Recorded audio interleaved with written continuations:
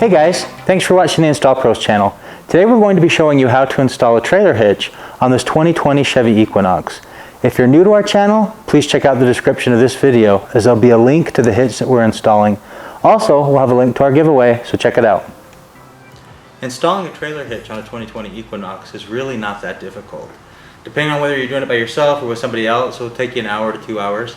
I did this one by myself, and it took me an hour and 45 minutes, and I was kind of filming it as I was going along. So it's really not going to take you that long. It's not that difficult. You only got a handful of things that you're taking off. So you've got two mounting brackets on the back by the bump, in the bumper that are holding on the exhaust. Each of those have 2 bolts in them. You'll see that in the video. Then you've got 2 screws that go up in the bottom of the bumper in the plastic. You'll want to pull those out. I just used an Allen wrench to pull those out. That'll give you the ability to pull the bumper back so you can slide the bumper, so you can slide the exhaust down if you need to. I did need to pull it down below the bumper to slide the hitch in. And then you've got the wiring harness you got to pop off. You've got a rubber bracket in the center of the exhaust that you can just use your hand to push off. So, I mean, that's pretty much it. Now, for the 2020 Equinox, you're going to have to lower your exhaust. But don't let that intimidate you. It's really not that difficult. So what we've done is taken a tie down and just pulled it between the 2 shocks. That way. So you'll have to take off this rubber grommet. I'll show you how to do that in a little bit. And then we're going to have to get up in here. You can see you've got these bolts that we'll have to undo so that we can lower the exhaust. Once we have that, we'll be able to proceed with installing the hitch. So we'll show you how we do that. You can see that to take those bolts off so that we can lower the exhaust, you just get back in there like that with a 15mm wrench. And it's really not too difficult. I mean, you obviously don't get to swing it a whole ton, but it doesn't take too long. You'll get it loose enough, and then you can just pull it out with your fingers. We've already taken one out. We'll get this one taken out, and we'll do the other side. After you've strapped up, put a strap between your shocks to hold up the muffler or your exhaust, and you've pulled out the bolts back here. We pulled these out using a 15mm open-end wrench. On your frame, right back up in here, you can see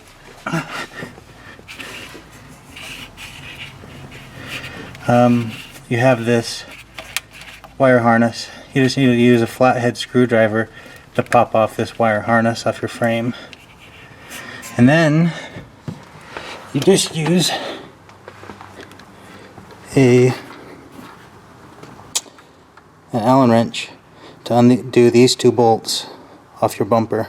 Now the last thing you need to do after you've pulled out everything else, you've got your strap on, is pull off this rubber. It sits up like that. We just used our hands and pushed it back and let it fall down. And now our exhaust is resting on that. So now we're ready to start putting in the pieces for the hitch. And these are the pieces that will go up into the frame, and this is the order that they'll go in. We'll have our bolt that will go through this. We're going to pass both these up into the frame, and we'll show you how we do that by connecting these, screwing these onto the bolt and fishing them through. But this is the order that they'll go through. This will be sitting in the frame. Once it goes through the frame, we'll put this on, and then we put the bolt on. So we'll show you how to do this. This would be a little easier to do with 2 people. So if you have an extra pair of hands, somebody that can help you, it will be easier to hold the hitch in place if you've got somebody that can help you. Alright, now we're starting to fish the wires through the frame and screw on the bolts and attach the washer. So you want to start with the hole that's furthest away from this big hole. This is where you'll be passing everything through. So we push the wire through this furthest one over to this hole, and then you put your washer on first, put your bolt in, and then just pass it up through like that, each one separately, and then you'll be able to just pull them back that way. You just leave your wires dangling. You've got enough to put on every single bolt and leave them hanging. So we'll do that for the rest of these and go from there. Really quick, when you guys are passing these through into that big hole, it can make it a lot easier if you just take the distance between them and then make a bend in the wire, so that when you push it through, it's easier to grab on that side. So I'd suggest you do that. Alright, you can see that now we've got all those bolts pulled down through there. The washers are on the back side of them. We've left all the wires attached to them to help us feed it through the hitch. This is where it would be really beneficial if you have the opportunity to have somebody help you lift this hitch into place. It's not super light, and it'd be easy to have somebody help you. You get it on there, and then you put the washer on the other side and the bolt on, the nut on. So this is the hitch right here. So we'll lift that up into place. If you need to lower your exhaust a little bit more, you can do it because you have your strap across there. So we'll get that lifted into place, and we'll go from there.